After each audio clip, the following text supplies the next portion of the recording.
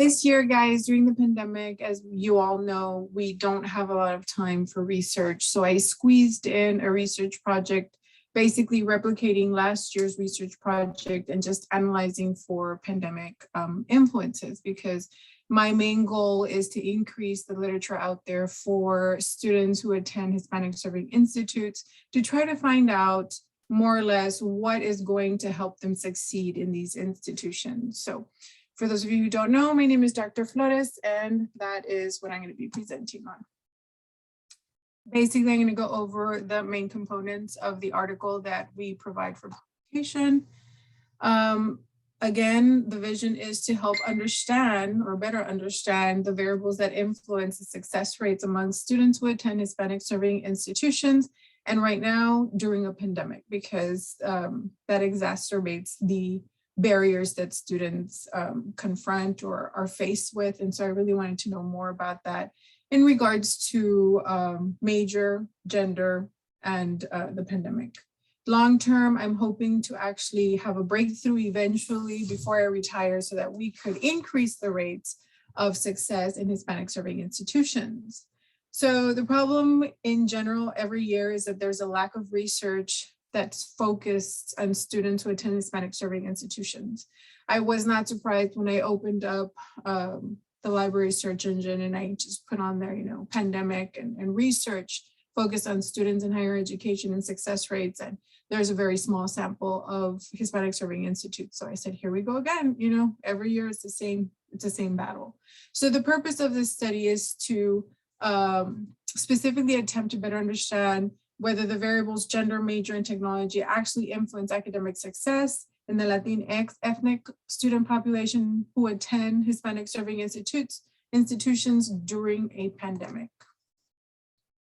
So when I looked at the literature for the pandemic, I kind of got a little bit sidetracked, as you could tell, but I found it fascinating and I included it, even though a lot of researchers who gave me feedback said, you're going a little bit off topic. But I wanted to understand the pandemic in general and how it's impacting students from the top to the bottom, preferably bottom up, right? But in this case, it seemed better to understand what's going on in administration with the faculty and students. And so that way we could better understand, what's going on with the students who are successful and who are not.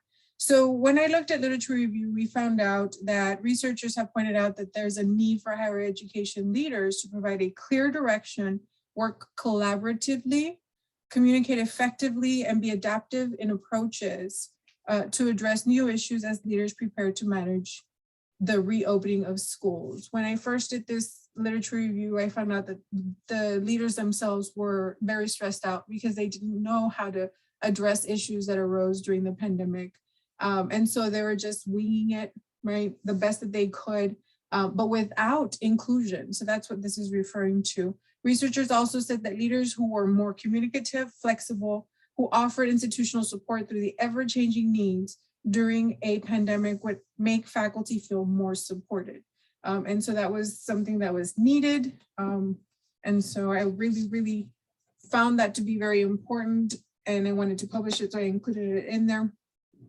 When it came to faculty, researchers suggested some interventions to minimize the negative effects of faculty.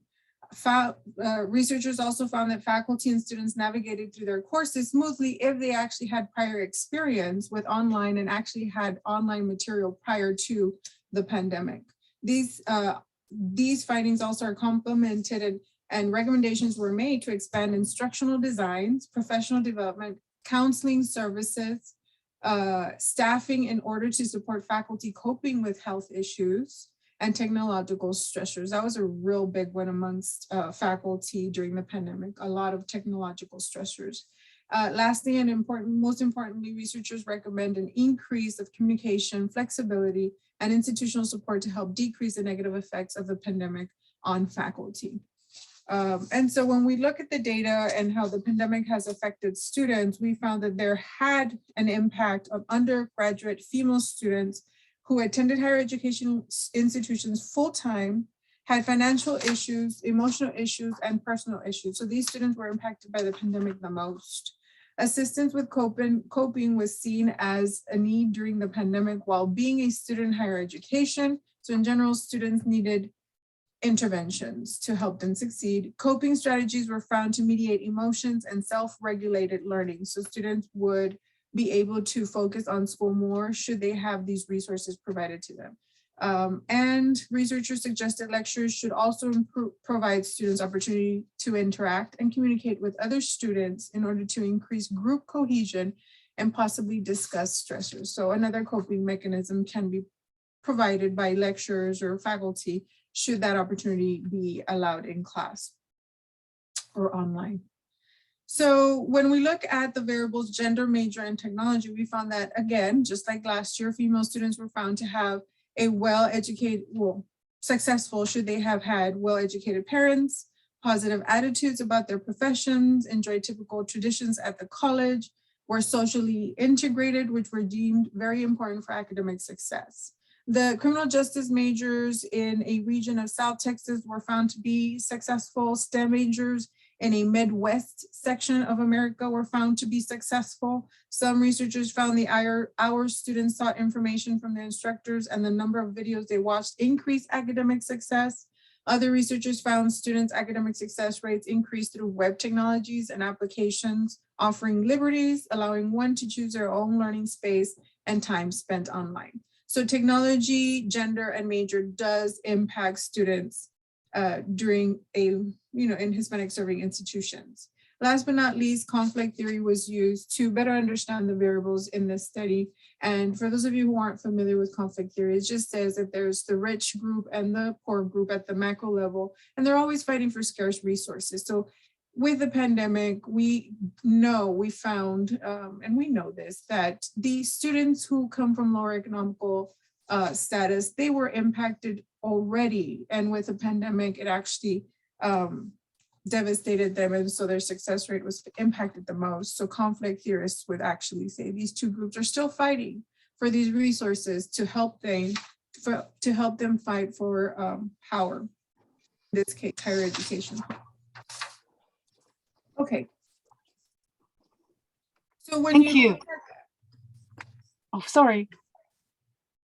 when you look at this chart, you'll see that in my study, I administered a survey. On the left, you'll see the main variable, Latinx ethnic group members in higher education institutions during attending Hispanic serving institutions during a pandemic. The variables gender, major, and technology were measured to see if academic success was correlated. So the question that I wanted to focus on was, to what extent does gender, major, technology increase academic success among the Latinx ethnic students in higher education during a pandemic? So it's very similar to last year's study, just wanted to monitor the pandemic influences. So this is what the survey looked like. I did add questions to measure pandemic positive cases, psychological, emotional, and financial stressors during the pandemic. So I collected data from a Hispanic serving institution located in the southern region of Texas. I did get IRB approval. This time I gathered a random sample, which I was super excited about.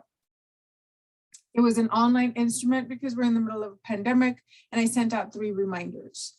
The Latinx ethnic students enrolled in the higher education institute during a pandemic were the population, and the goal, according to the power analysis, was to attain a sample of 80 students at minimum from this random sample, but I only attained 9, and you could guess why. So one thing I didn't add on this slide, and I wanted to, is that, or I forgot, is that I initially wanted to run a chi-square analysis, but because of the really small sample, I had to go nonparametric route. And so I did run a Kolmogorov-Smirnov test, and it was not significant. No surprise. Do I have time to run out? Yeah, no, that's okay. Why don't you go ahead? Just yes, wrap up, please. Limitations to this, just like last year, PSPP is a program that I use instead of SPSS. And so I try to use that so that I could teach that, you learn one, do one, teach one. And so it provides limitations for any researcher, right? And so that's a limitation. Participation from students was a huge limitation. And in general, students were not participating online. So even if I kind of advertised, which I didn't, it's not part of the IRB approval process, but even if I tried to advertise online, students were not online. They're busy with their life during a pandemic. The recommendations for future researchers includes that continue to study the variables that may or may not contribute to academic success amongst the Latinx group, because it's very, very important and they're usually overlooked. In the classroom, observations is recommended, focus groups are recommended, qualitative research in general is recommended because quantitative is not working out. Technological resource advancements should be focused on in general. There's so many advancements now. Usage of computers and interactive teaching softwares also is highly recommended to be monitored and measured. So in conclusion, guys, the response rate was very low, and because of that, the data that I found is not representative of the population. It's just representative of these 9 students who actually answered the survey. And so we can only presume students are impacted by the pandemic based on these responses. The data yielded high response rates from the Mexican ethnic female students in higher education who majored in business, health, and social sciences.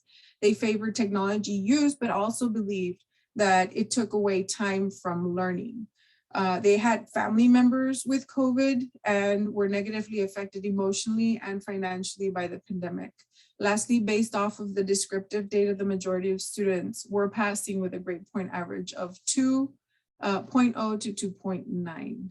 So for me, that's very low. But anyways, that is my data, guys. We have my references here. If you have any questions, you could ask me now or reach out to me at another time.